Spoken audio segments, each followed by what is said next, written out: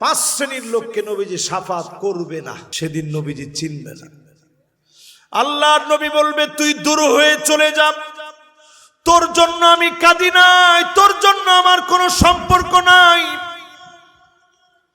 পাঁচ শ্রেণীর লোককে নবীজি সেদিন চিনবে না। কয় শ্রেণী? আরো আওয়াজ করে বলেন, সবাই বলেন। এর মধ্যে এক নাম্বার হচ্ছে ওই ব্যক্তিটাকে নবীজি চিনবে না।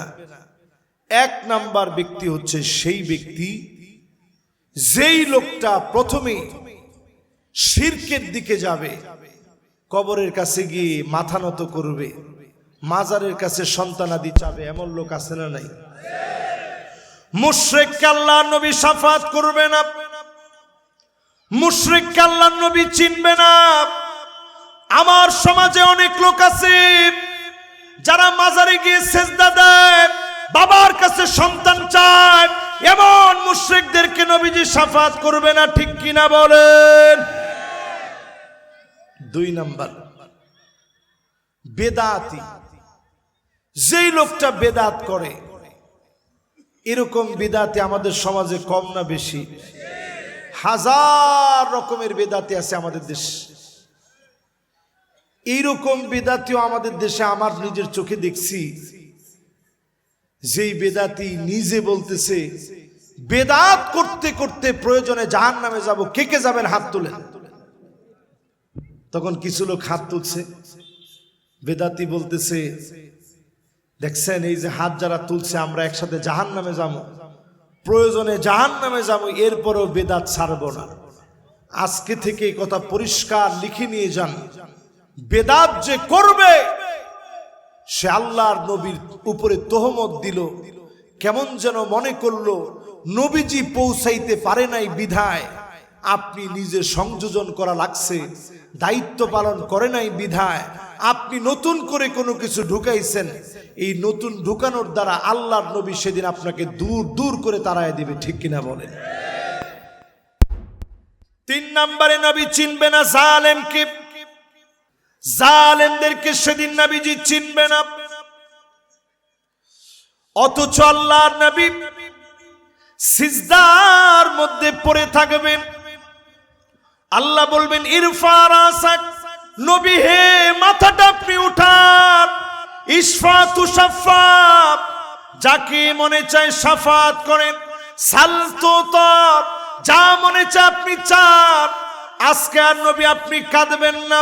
দুনিয়াতে আপনি কাঁদলেন, সেজদায় পড়ে আপনি কাঁদলেন, সারা জীবন উম্মতের জন্য কাঁদলেন।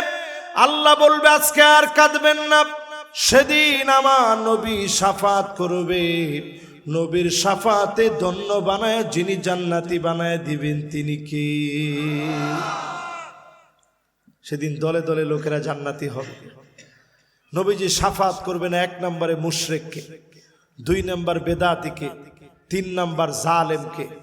জালেম এখন সমাজে আছে না নাই? একটু ক্ষমতা থাকলে অনেকে বলে, এই তুই আর বাড়িতে আসিস না।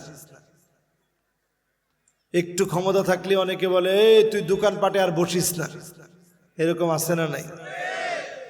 এদের শাস্তি কি হবে আল্লাহ বোঝায় দিলেন পরিষ্কার কোরআনে, ওয়ালা তারকানু ইলাল্লাযীনা যালামু ফাতামাসসাকুমুন নার।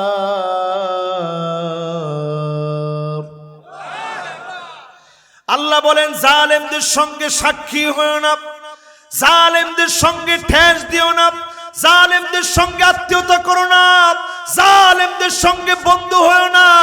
যদি তুমি জালেমের সঙ্গে বন্ধু হও, ফাতামাসসাকুমুন নার,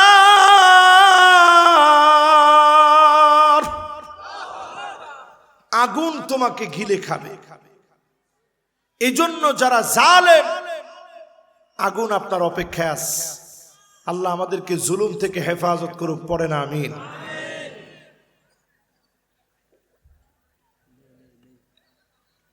আল্লাহ জুলুম থেকে আমাদেরকে হেফাজত করুক, সকলে পড়েন আমিন। এই তিন নাম্বারের পরে চার নাম্বারটা আরেকটু খেয়াল দিয়ে শোনেন। নবীজি কারে শাফাত করবে না, নবীজি কাকে চিনবে না, সেই লোকটা কে? আল্লাহর নবী বলেন ওই লোকটাকে সেদিন আমি চিনব না।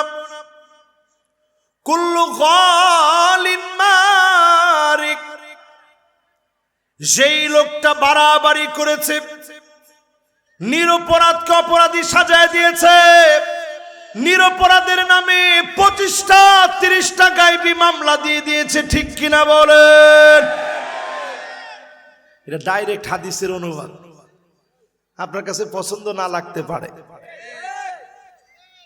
কিন্তু ডাইরেক্ট হাদিসের অনুবাদ কুল্লু গালিন মারিক, যেই লোকটা নির্দোষকে দোষী বানাবে, নির্দোষকে যেই লোকটা সাজা দিবে, যেই লোকটা নির্দোষকে অপরাধী সাজাবে, সে লোকটা সব হতে পারে, নবীর উম্মত হতে পারে না, ঠিক কিনা বলে? এখন এরকম লোক আমাদের সমাজে একেবারে নাই। থাকলে আপনারা জানেন, আমি জানি না, আসলে আছে। এটা গেল 4 নাম্বার। এবার কয় নাম্বার?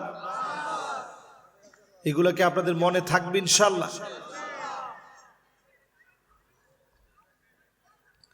5 নম্বরে মাইয়ুকাযযিবু বিশ-শাফাআত, যেই লোক আল্লাহর নবীর শাফাতকে অস্বীকার করবে, নবীজির শাফাত বিশ্বাস করবে না, আল্লাহর নবীর শাফাত যেই লোকটা বিশ্বাস করবে না, মিথ্যা বলবে, এমন লোককে নবীজি শাফাত করবে না।